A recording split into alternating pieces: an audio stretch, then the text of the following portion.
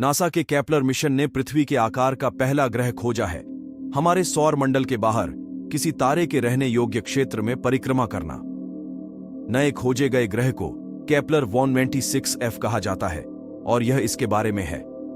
पृथ्वी से 10% बड़ा Kepler 126f अपने तारे के रहने योग्य क्षेत्र में पहला मान्य पृथ्वी के आकार का ग्रह है। यह सबसे बाहरी है। 5 ग्रह एक ऐसे तारे की परिक्रमा करेंगे जो सूर्य से छोटा और ठंडा है। यह ग्रह हर 130 दिन में एक तारे की परिक्रमा करता है और इसलिए यह इसे स्थान देता है रहने योग्य क्षेत्र, जहां यह ऐसे क्षेत्र में है जहां यह हो सकता है इसकी सतह पर तरल पानी केपलर 126f में रहता है।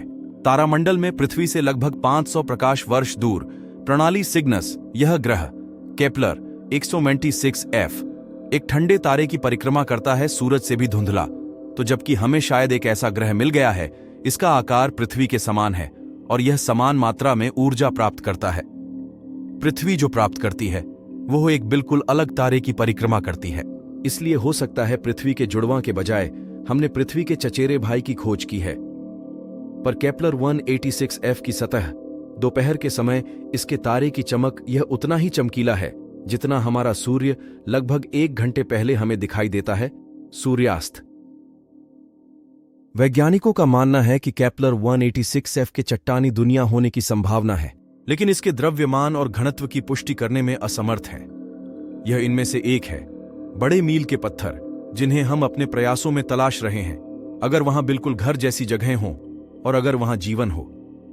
बड़े कदमों में से एक यह कहना है कि क्या कोई है जो सभी पर ध्यान देता है, पृथ्वी जैसे इरादे और उद्देश्य।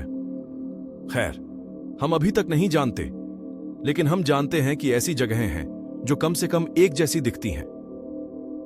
प्रबंधित नासा के एम्स रिसर्च सेंटर द्वारा केपलर मिशन ने एकत्र किया इस डेटा के एक हिस्से की खोज के लिए अंतरिक्ष आधारित दूरबीन का उपयोग किया जाता है, संभावित रूप से रहने योग्य ग्रहों के लिए आकाशगंगा।